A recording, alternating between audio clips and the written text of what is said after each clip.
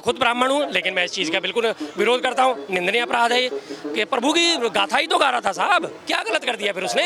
इस आने वाले टाइम में मोहम्मद रफ़ी साहब को भी आलोचना में लोगे, क्योंकि उन्होंने भजन गाए थे। डॉक्टर राही मासूम रजा के कल को उनको भी आप निशाने में लोगे, जिन्होंने महाभारत लिखी थी। उन्हीं से अगर मैं पूछूं कि भैया तुम ये बताओ कि श्रीमद् भागवत कथा का जो है प्रसंग आता कौन से पुराण में, तो वो नहीं बता पाएंगे। लेकिन अपने धर्म के नाम पे वो झंडा उठाने के लिए सबसे आगे तैयार हो जाएंगे। उनसे मैं धर्म की 2 परिभाषा पूछने लग जाऊंगा, उस मामले में फेल हो जाएंगे। लेकिन ऐसे उनसे कुकर्ते करा लो तो वो फौरन खड़े हो जाएंगे कि ब्राह्मण की जो उत्पत्ति है वो ब्रह्मा के मुख से हुई है, क्षत्रिय की उत्पत्ति छाती से हुई है, वैश्य की उत्पत्ति पेट से हुई है, और शूद्र की उत्पत्ति जो है कमर के निचले हिस्से से हुई है। तो सबसे ज़्यादा चरण पूजे जाते हैं तो नीचे ही पूजे जाते हैं ना। यानी अगर आप शूद्र मानते हैं चरणों को, तो शूद्रों को ही आप पूज रहे हैं।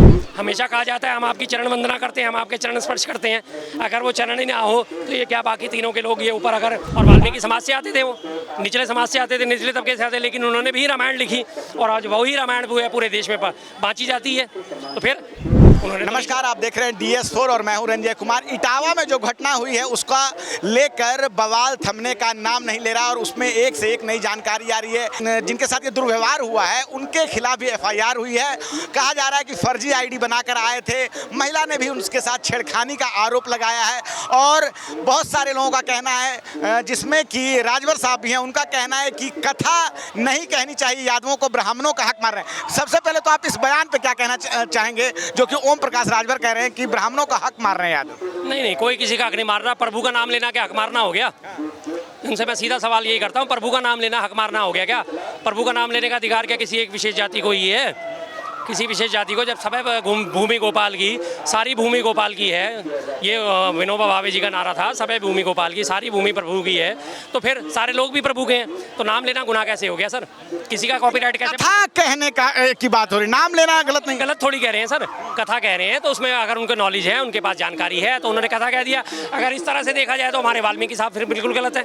वाल्मीकि साहब के लिए कहा जाता है, वाल्मीकि साहब तो पहले डाकू थे, जिसके बारे में आज अगर मैं ये बात कह रहा हूँ तो काफ़ी सारे लोग नाराज भी हो जाते हैं कि नहीं हमारे वाल्मीकि साहब को डाकू मत कहिए। डाकू रत्नाकर नाम था ना उनका, और वाल्मीकि समाज से आते थे, वो निचले समाज से आते थे, निचले तबके से आते, लेकिन उन्होंने भी रामायण लिखी और आज वही रामायण पूरे देश में बाँची जाती है। तो फिर उन्होंने तो नहीं छुपाया, उसी रामायण को आप सिर माथे लगाते हो और उसी की कथा कहने वाले लोगों के साथ आप इस तरह का व्यवहार करते हो, गलत बात है। लेकिन उनके साथ दुर्व्यवहार हुआ है और उसके बाद उनके ऊपर ही FIR की जा रही है कि छेड़खानी हुई है। हालांकि शुरुआत में ये सब बातें नहीं आई थी और ब्राह्मण समाज भी कह रहा है कि उनके खिलाफ FIR करो, PDA अपनी बात कर रहे हैं। क्या लगता है आपको ये सब क्या चल रहा है? और आखिर समाज के अंदर बीच में इस तरह की घटनाएं आती है, संविधान सबको आज़ादी देता है अपने हिसाब से काम करने की। बिल्कुल, उत्तम प्रदेश है, प्रदेश में ऐसी घटनाएं होने लाजमी है कि जहाँ पीड़ित को ही प्रताड़ित करा जाता है। जो पीड़ित है उसी के ऊपर मुकदमे लाते जाते हैं, जो पीड़ित है उसी के थाने के चक्कर कटवाए जाते हैं। जो करने वाले होते हैं वो लोग खुलेआम घूमते हैं। जाहिर सी बात है, इसमें आपको भाई सीधी बात है, आपको नहीं लगता था कि ये कथा इनसे नहीं करवानी चाहिए थी, मत करवाते, दूसरे कथावाचक को ले आओ, क्या दिक्कत है उसमें? क्या जो वो कथा कहेगा वही आपको समझ में आएगी, किसी और की कथा समझ में नहीं आएगी? ऐसा तो कहीं नहीं लिखा हुआ। जब प्रभु ने हमारे सारा बना रखा है, हमें बनाया प्रभु ने, सबको काम करा, हमारे को सबको कहने का सुनने का अधिकार दिया है, तो प्रभु का नाम लेने का अधिकार भी सबको है, बराबरी का अधिकार है। वही खाना आप खाते हो, वही खाना वो खाते हैं, उसी जीवा से आप बोलते हो, उसी जीवा से वो बोलते हैं, तो गलत कहाँ से हो गया? गलत कहाँ से हो गया? मैं खुद ब्राह्मण हूँ, लेकिन मैं इस चीज़ का बिल्कुल विरोध करता हूँ। निंदनीय अपराध है ये कि प्रभु की गाथा ही तो गा रहा था साहब, क्या गलत कर दिया फिर उसने? इस तरह से तो आप आने वाले टाइम में धीरे धीरे सबके ऊपर ही आप आलोचना करोगे, सबको ही आप निशाने पे लोगे। आने वाले टाइम में मोहम्मद रफ़ी साहब को भी आलोचना में लोगे, क्योंकि उन्होंने भजन गाए थे, हिंदी के भजन गाए थे उन्होंने, उनको भी लोगे। डॉक्टर राही मासूम रजा के कल को उनको भी आप निशाने पे लोगे, जिन्होंने महाभारत लिखी थी।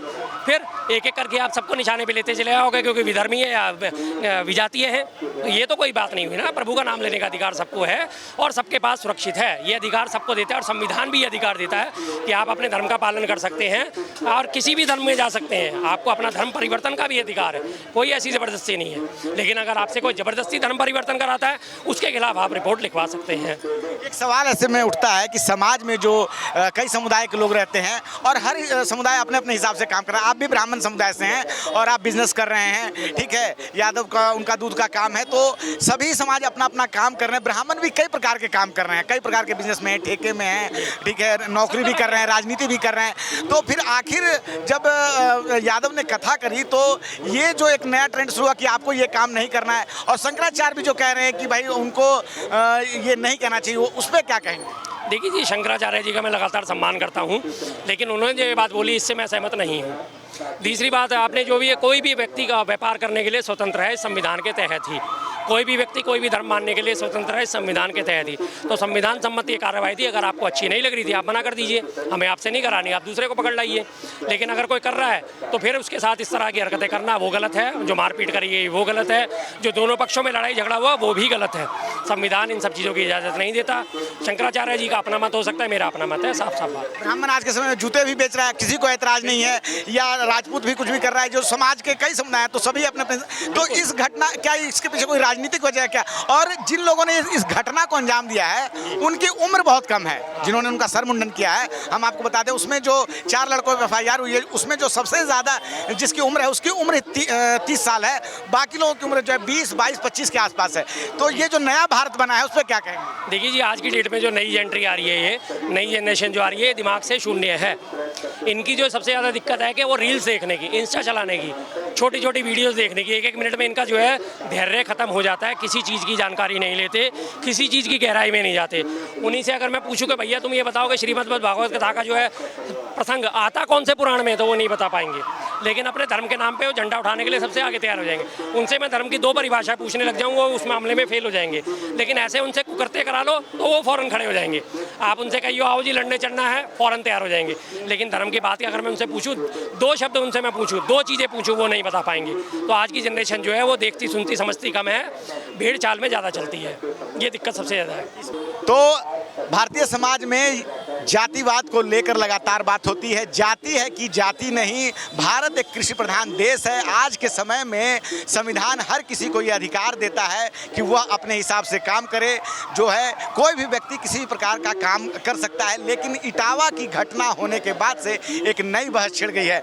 और एक सवाल जो हम आपसे करना चाहते थे, आखिरी सवाल, कि ये वेदों में भी लिखा गया है कि जो कर्म से ब्राह्मण होगा, आप खुद ब्राह्मण हैं, आप इसको कैसे डिस्क्राइब करेंगे? देखिए जी, बिल्कुल सही बात है, जो भी एक कर्म से भी ब्राह्मण होना चाहिए। और मैं तो सीधी सी बात है, मैं इस मामले में किसी भी वेद पुराण उपनिषद को नहीं मानता। मैं इस मामले में सबसे ज़्यादा एक महात्मा गांधी जी की उक्ति है उसे मानता हूँ। महात्मा गांधी जी ने एक बार कहा था कि प्रत्येक व्यक्ति जन्म से ही ब्राह्मण, क्षत्रिय, वैश्य, शूद्र होता है। शूद्र होता है वो सुबह सबसे पहले उठता है, नित्यादि कर्म करता है, शौच जाता है, अपने आप को साफ करता है, उस वक्त वो शूद्र होता है। उठ के नहा धो के पूजा पाठ करता है, ब्राह्मण हो जाता है। काम धंधा करने जाता है, वैश्य हो जाता है। परिवार पे आपत्ति आती है, विपत्ति आती है, उसका सामना डट के करता है तो क्षत्रिय हो जाता है। तो मैं तो उस चीज़ को हमेशा सर्वोपरि मानता हूँ जो महात्मा गांधी जी ने व्याख्या करी, उस व्याख्या के अलावा मैं किसी व्याख्या को नजर नहीं करता।